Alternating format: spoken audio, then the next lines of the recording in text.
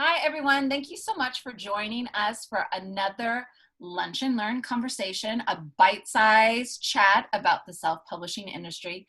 I'm so honored to have Sandra Shpilberg here, who is a GFP author that I loved working with. And thank you so much for reaching out to me, Sandra, about being a part. Oh, my pleasure, Georgie. I really enjoyed working with you, and I can't wait to have this conversation. Yeah, so I just want to get into it right away. I want you to tell everyone about your journey and career that led up to the point where you and I met a couple months ago, a year ago, maybe. So what was your background and why did you, we'll just start there. What was your background? Yeah, my background. So maybe let's start pretty early on. I immigrated to the United States of America from Uruguay in South America when I was 16 years old. Went to college in New York, worked on Wall Street for a little bit, and then I moved on to work in the biopharmaceutical industry, biotech companies developing new drugs, generally for rare diseases. And while I was working in that industry, I noticed that there was a huge problem, right? And this problem was finding patients for the clinical trials that then enable the treatments to come to market and reach the patients that need them. So in the year 2015, I decided to take the leap and start my own company, Seeker Health. Seeker, because we were going to seek and find these patients, generally patients with rare diseases or patients with cancer, who would be willing to participate in a clinical trial of a new treatment so that this treatment can collect the data that it needs to come to market. And so I started this company. I knew some things about the industry. I had been working in it for a while, but there was so much that I didn't know about starting a company, right? I didn't know how to incorporate a company, how to create software. And the bottom line, I'm going to fast forward a couple of years, is that things went really well. Our product worked, our service worked. There was incredible demand for what we were doing. And the company grew very rapidly. And in year 3, I was approached to acquire the company. I had 3 different offers to acquire the company, which is pretty unheard of. And I went with the third. I sold the company, stayed on for a bit to integrate the company into the acquirer.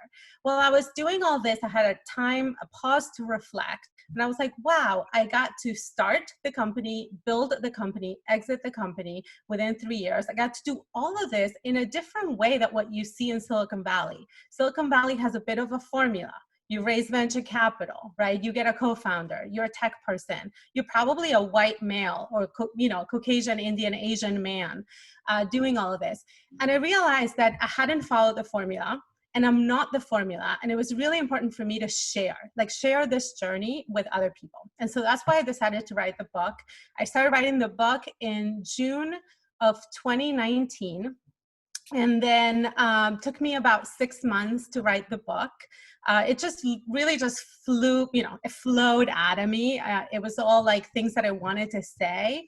And then, I worked with Gulf Rider Productions to bring the book to the public, publish it. And I considered lots of different options on how to do that and decided to go in this direction.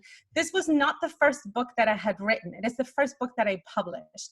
I wrote a memoir called Immigrant Skin, a memoir of a treasured wound, which is all about my immigration journey. It's a memoir, so it's an emotional book about my immigration journey. I haven't yet published it for many reasons. Yeah. But that was really the first writing exercise for me. So I did spend a good 4 years before writing this book that came to market, right? Writing this other book that has never seen the light of day. But I think that writing experience was really important, right? Because as writers, one of the things that we have to do is we just have to show up to this page, this blank page, and put something down. Anyway, so that brings us to today. New Startup Mindset is the book that I published, 10 Mindset Shifts to Build a Company of Your Dreams. It talks about how to start, how to build, and how to exit a company. And it really talks about mindset. Like, how do we need to change our internal talk? How do we need to change what we hear from the culture in order to be able to produce what we are meant to produce? Yeah. So when did the book come out? The book came out in April of this year, April 2020. And that was a month after we all went into this global pause, right, for coronavirus. Yeah. And, remember we had discussed, like, should we go with publishing the book during coronavirus, or should we wait until this resolves. And I decided to go with it. So the book came out April 18 of 2020. It's been out now in the world for about 6 months, and lots of wonderful things have happened to it. Yeah, I have the list. So let's go down it. It just reads like a wonderful laundry list. 2,000 copies sold in 6 months. Yes. And that is phenomenal. People, this is such a big thing right here, Sandra, is that people say, like, what is success? And I can't really give them a number because it's different for everyone. It's different about the book, the platform, that sort of thing. But 2,000 copies in 6 months, that's amazing. Number 1 on Amazon in the category startups and women in business. Now let's stop there for a second. What was your feeling when you saw that? Because those categories are huge. That's right. So that's the thing. My book was in categories that were not like underwater basket weaving, right? Like my books was in the category of startups. There are hundreds of startup books being published pretty much every week. And then the other category that it fell into was women and business. Again, a very popular category, lots of books being published in that category. So seeing it as number 1, you know, for quite a number of days, like this went on for a number of days, a number of weeks in the beginning of the launch, was so exciting. I mean, you know, I don't mean to say that your book is not good if it's number 2, but, you know, as a first-time author, it's really nice when you get sort of like these signals that somebody is liking your work. And so, you know, whether it's a number 1 on the Amazon list or something else that happens to the book, it's really nice to get that feedback, right? And say, somebody's liking my book. They're liking it enough that it is making these lists, right? Where, you know, other authors their work is also there. So that was amazing.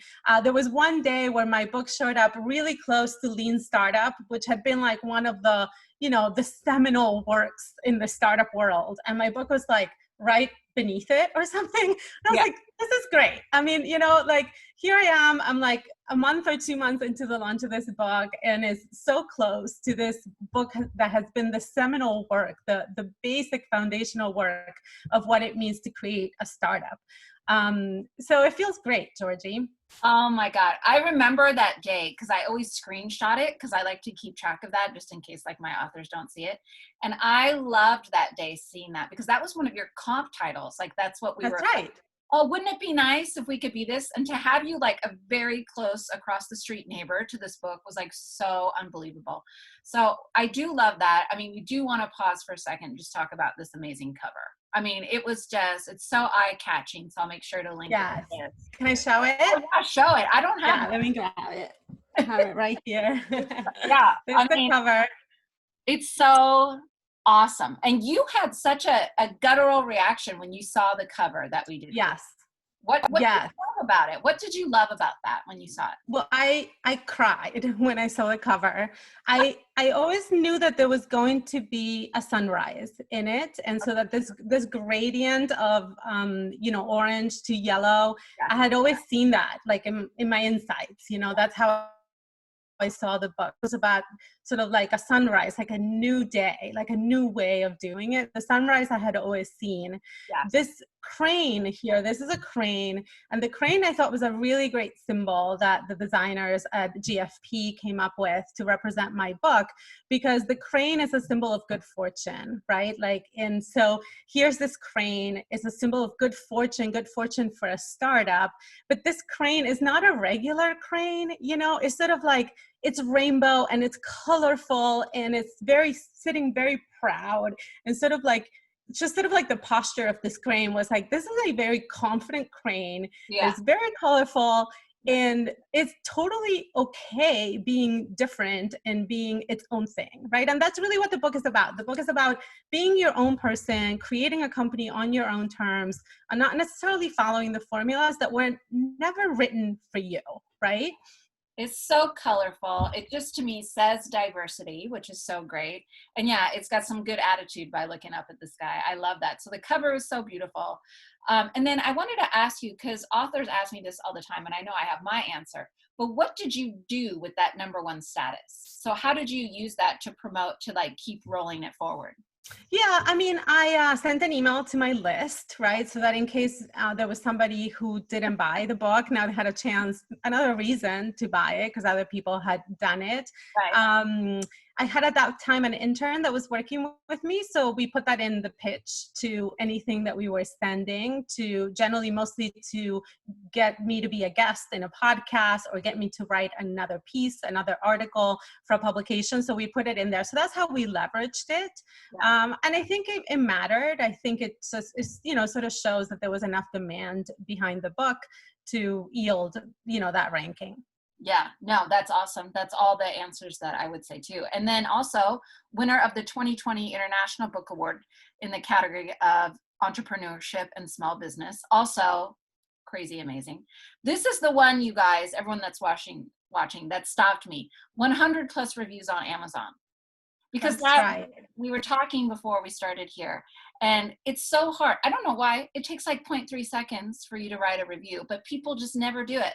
So what did you pay people off, or how did you get people to do that? Mostly when lots of people contacted me and they said, I love the book, which was the favorite thing. The favorite thing that happened to me was when people emailed me through the website or whichever way they found my email. And they were like, I read your book, really resonates for me. I'm inspired. I want to, I'm going to go and create this company, or I'm going to keep going with my company with this new mindset. So I love that. And whenever people wrote to me, I wrote back saying, love to hear that. Thank you so much. Keep going. And would you do me a favor and go to Amazon and put a review, right? And usually they did.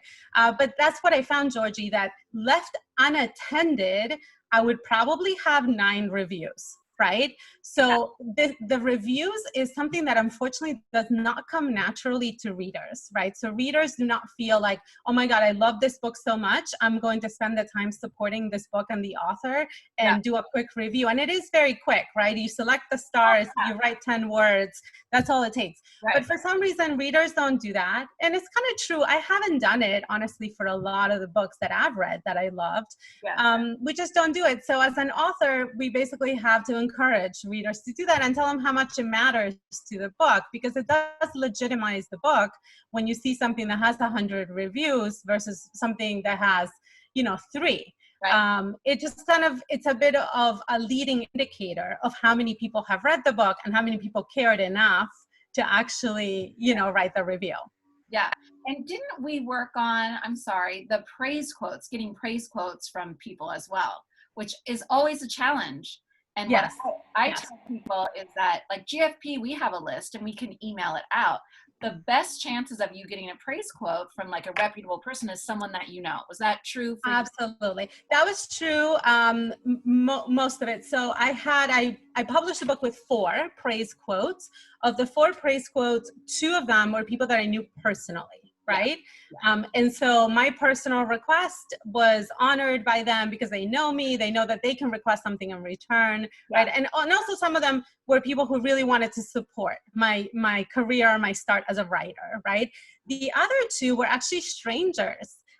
There were strangers who were category writers that were writing in the same category as me, startups. Yep. And I had read both of their books. And so I reached out to them and I said, I read your book. I think your book is amazing and really resonated for me. I'm about to publish a book that talks about XYZ. And would you be willing to give me a review, a praise quote? And then, I would attach the manuscript if they wanted that. And one of them said, yeah, absolutely, no problem, and went ahead and did that. And then the other person wanted something in exchange, which was something that you should be prepared to happen. She just wanted me to go to Amazon and write her a review, right, for her book. So that's it. So I went to Amazon, wrote her the review, sent her a screenshot of that. And then she said, perfect, I'm going to read your book and I'll send you a praise quote. Oh my gosh. That's some interesting bartering. That's really cool. Interesting bartering. And then after that, remember, we identified a list of people, other strangers in the category. Yeah. And one of them replied. So in the revised edition, there's a 5th praise that came from that effort of trying to find more praise quotes. But again, my advice would be to try to stick to the people that you know, right? Because those are going to be the easiest ones to obtain. These people want to support you, they know you, and those are easy to get. But I love that bartering thing. Like, I've actually never recommended that to anyone to do that. So that's really interesting. No, I love that. And then another one of your successes was that you've been on 30 plus podcasts sharing the key messages of the books. How do you feel about podcasts? Has that been successful for you? You think it's good? Yeah. Yeah, and I'm using the word podcast in a pretty general way. Some of them have been podcasts. Some of them have been more like these virtual events, like online events that were on like a Zoom. Yeah. Some of them have been more like a pre-recorded video. But in general, I feel that it's really good for the book and expected that the author is going to be out there talking about the message of the book, right? To some extent, that's why I wrote the book, to be able to speak about this message, right? That you can create a company on your own terms. You can do it even if you don't fit the mold. And so part of that is showing up to these types of events. I've enjoyed almost all of them. I think I've enjoyed all of them. They've all been kind of different. Some take different angles. Some talk more about creativity. Some talk more about mindset. Some talk more about like the financials of a startup. So there's different angles to take with it, but I highly recommend it. It keeps the book alive. And I think it depends on what type of audience that venue can draw. So I've been in some online events where there have been 350 people, right, listening. And then sometimes you do see the book sales spiking right after that, right? Because a portion of those people are going to go get the book. And then I've been in events that are much smaller than that maybe are like 10 people. But still, I think all of them contribute to sort of increasing awareness of the book and communicating the main message that I'm inspired to communicate. Yeah. And then every time you're on one of these things, you send out an email or you post that you're going to be on this podcast. It's just keeping it rolling, keeping it rolling. One of the things that is a highlight from working with you on the marketing was when Ariana Huffington did that post. Tell everyone about that. That was amazing. That was crazy. I mean, that was literally crazy. I had actually collaborated with her in the past. So I had written a small story for one of her books, The Sleep Revolution. Yeah. So we had collaborated in the past, but again, she doesn't really know who I am. I was reconnected to her through somebody that we have in common. And so he knew that I was publishing the book, and he said, well, let me reconnect you to her and tell her that you published this book and so forth. And so she did a couple of things. She posted about the book. She took an article that I wrote about burnout, which is based on one of the chapters in the book, and she reposted it with the article of that. And then she also reconnected me with her team so that I can be a contributor for the Thrive Global platform, which has lots of excellent information about mindfulness and avoiding burnout and sort of living a whole life, thriving in your life, which is completely aligned with the direction that I take in the book and I also practice in my own life. So that was amazing. I remember the day when I got her email saying I'm gonna share it about it, and it was just, again, it's one of these other hits that are really good for authors to receive, because it's sort of like, oh my God, like my work is valuable, my work is accepted, my work is interesting to someone. And, when we write something as authors, ideally we get that. Georgie, I want to be very careful, because I think as authors, we shouldn't just write for recognition. We shouldn't, right? We have something to say, just say it, and it's either going to land or not land, and it almost doesn't matter, because the point was to express it. And that's how I write, right? I write with, the point is to express it. It might or might not land. But when it does land, right? When it does land, and when somebody also recognizes the work, it does feel amazing. Well, I know. And I love that you said that. It was very appropriate. I also I try to be cool. Like I work at this great publishing company. Like we have successes all the time. But when I saw that, I did act like a little girl and jump up and down a little bit. And I was like, cool. Like don't get too excited. But I was like, oh my God.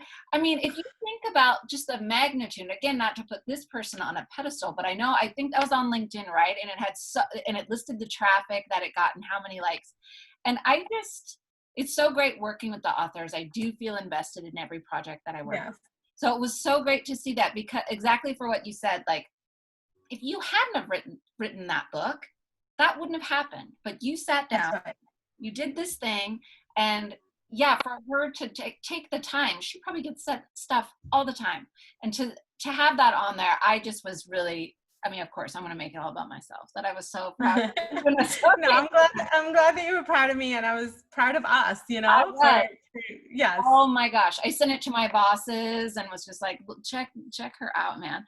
So as a result, you just said that you're a contributor to several websites, which is great, and different platforms there, and the paid speaking gigs. So that's what's great about like someone like you, is that you wrote this book, and it's not just to share your message, which is great enough, but also you had the whole speaking thing. So can you speak to that? Because book sales is one thing, which you've been successful at, but it's not just the book sales, it's the paid speaking gigs, it's Yes. all that stuff. So can you tell me Yeah. about that? Yeah. So I think it's good to put it in perspective, right? Because book sales, you can sell a ton of books. At the end of the day, as an author, you might be getting $3 a copy, $5 a copy back from Amazon, right? Like Yeah.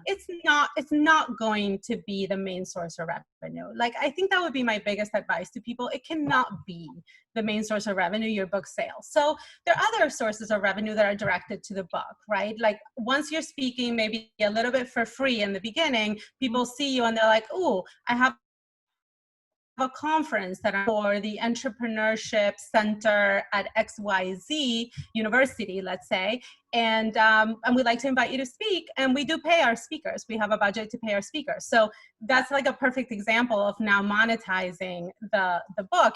And can you imagine how many pieces, how many books I have to sell to make up for a speaking fee? I mean, it's like they don't compare, right? So you have the speaking. Another area that has been, sort of thriving or growing for me is that I advise startups, right? So startups come to me for advice, and that is also a paid service or a paid activity.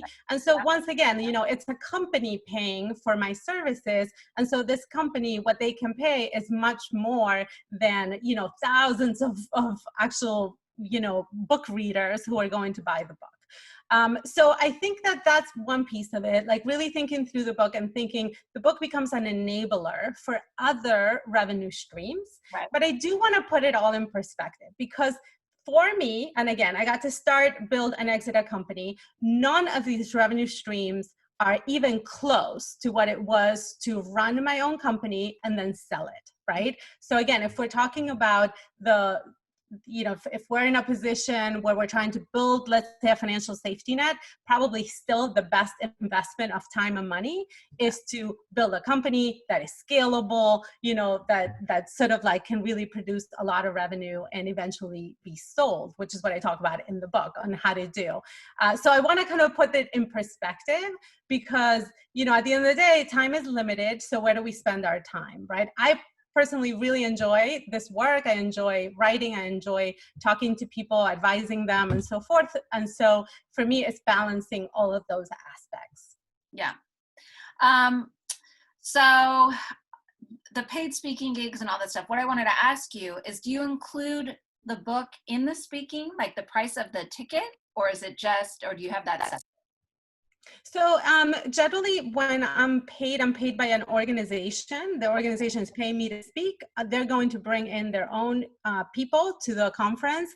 And then what they're generally going to do is they're going to do a book order. And so the book order, I'll deal with, I'll order the whole bulk, shipment for them. And then, they'll pay me back for the books. So I love that, because obviously that's a huge boost in book sales. If 300 people are coming, that's 300. That's right. That helps with ranking. That helps with all that stuff. Okay, I love that. Now, the last thing that I wanted to talk to you about is that what's wonderful about the world today is that we try to be more diverse. So I know at Girl Friday, that's a huge part of our mission this year, from now and going forward, is to have diversity in publishing. So I wanted to just talk to the immigrant status, that you're from Latin America and a woman. Like, what is your unique view on publishing, and message to other women that perhaps want to write? Sound like I had an accent there. Perhaps wanted to write a book, and they were women of color, or have different, backgrounds like you had. Because I love that you brought up, you weren't like a computer person and you started a computer company. And then you mentioned that typically, and I certainly don't want to point these people out because we have a pretty diverse group at Girl Friday, but it's typically white male. So what was your unique experience that you had? Yeah, exactly. So the way that I like to look at it is like this, like many of these industries, venture capital, publishing, they have gatekeepers, right? And these gatekeepers have been there for a very, very long time. Over time, hopefully they're changing to be able to see other faces that look like them and so forth. But in general, they have gatekeepers. Yeah. And so my approach in life has been whenever I see one of these gatekeepers, and especially if they don't look like me, it's like, well, I don't have to go through this gate. There is usually another way of doing the same thing that I'm trying to do. So example number one, I started a company. I don't have to go through this gatekeeping of raising venture capital, right? When I am a first-time founder, woman, non-programmer, like what are they going to see? They're not going to see me for my true potential and what I can do. And so I'm going to go my own way, and I'm going to get customers, and these customers are going to give me enough revenue that I'm going to have the money to pay for to develop a product. Example number one. Example number two, I want to bring this book to market. There are gatekeepers out there. I have to send 100 query letters to agents, and then I have to get some publishers, and then the publishers might or might not really put any effort behind this book because I am a first-time author, right? And so there's another way to do it, right? There's the way to do it where I can independently publish the book and do it in a way that is high quality. That was super important to me, right? I wasn't willing to just take a manuscript and drop a cover and put up on Amazon. That was not what I was going to do. I wanted it to be equal, right, to something that a publisher would produce. And so the first thing to understand, I think, for people who are minorities or don't fit the mold is to say, well, if there's a gatekeeper, I don't necessarily have to go through that gate. I can show, I can contribute without going through the gate. However, after, you might want to go through the gate. And one of the great things that is happening right now is that there's a lot more awareness as to how these gatekeepers choose their own people, right? They don't necessarily choose other people. So, if there is like right now an advantage to get more published authors who are, non-American born, or who are Black, or who are women, or who are other minorities, then take advantage of that, right? If that gate is opening for you, take advantage for you. But if the gate is closed, then find another way. Oh my gosh. Did you go to traditional publishers trying to pitch this book? So I did go to, it's sort of like a publishing network. And I got an offer from them. Oh. And then I went to Amazon, and I went to the library, and I looked at the books that they published, and I didn't like them. I didn't like the quality. I see. The book, the publisher. It was a small publisher, right? Wasn't going to give me an advance, which is going to help me bring the book to market without me having to pay anything for it. But at the end of the day, when I looked at the work, I didn't like what I saw, right? Like the covers weren't quite there. The insights were not quite there. The editing was not quite there.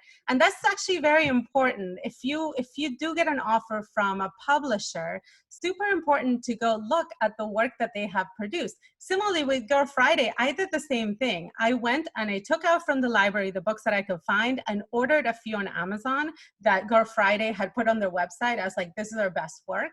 And I looked at them, to say, well, is this what I want my book to look like, right? And of course, it was great work there. And I decided to go in this direction. But I did have one offer from a publisher, and I decided to still go the independent route. And I'm glad I did. I'm open to, I'm going to write more, and I'm open to see what the future holds, like which direction I'll go for the next book. But I think each book is sort of its own situation to address, right? In terms of goals, expectations, right? And kind of like, what do you want this to be and look like in the world? Yeah, smart. Yeah, not that that's shocking from you, but that's really smart. And then the last thing I want to ask you about, because we were talking about this before we started rolling here, is what has your experience been publishing in the time of COVID? Because we had that conversation, like, do we hold it? Do we push it? Like, when's it going to be over? No one knew. Everyone was saying different things but it was April. We were just getting into all of this. That's so right. How has that been? That's right. So I don't have a comparison. I don't know what it would have been not to publish during COVID, but I have to tell you that publishing during COVID was just fine. I'm really glad that we went forward, when we had that discussion in early April, keep going towards publishing or put it on hold for an indeterminate amount of time. I'm really glad that we decided to go forward. In a way, like for book promotion and for sort of sharing the message of the book, COVID still works, right? Lots of people are online, they're doing Zoom meetings. A lot of the conferences that I attended were online. To some extent, I felt like there were some benefits to publishing this book during this time. A couple of benefits are, one, my time was more scalable because I didn't have to travel to any event.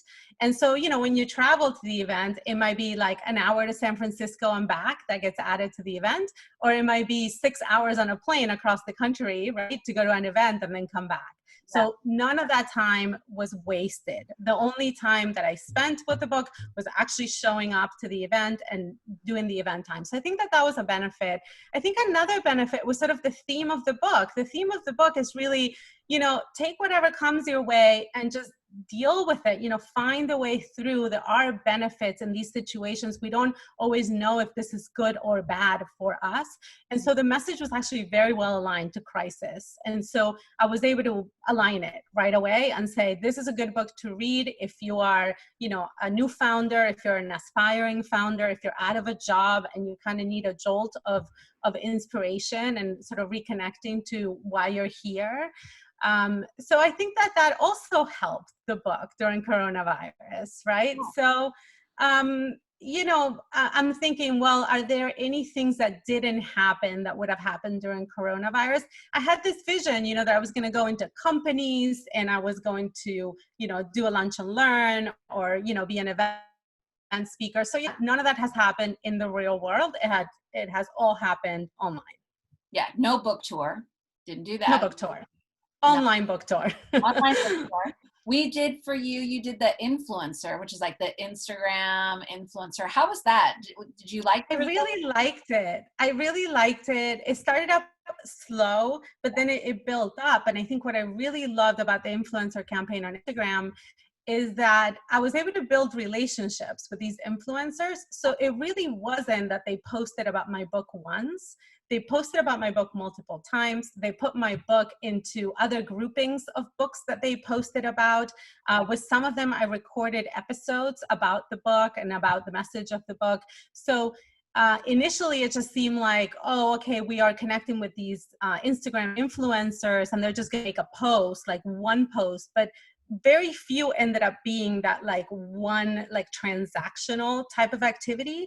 Most of them ended up being building a relationship where we, continue to create content together. That's cool.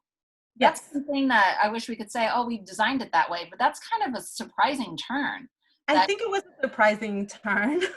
Yeah. And cool. Most of those were the ones that are Bookstagram accounts, right? Because they're constantly trying to create more content about the books and grouping books together and so forth.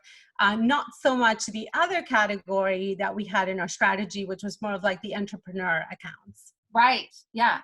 Because actually, in all transparency, that was like a smaller group. Like we had some trouble finding those people. So we had to find, again, kind of like crossover groups, which I actually think, again, is kind of a happy accident, because then it kind of opens your audience up a little bit more to people that maybe, were afraid to admit they were an entrepreneur, didn't know, like they're just kind of sticking their big toe into that. And so, yeah, I find it really interesting.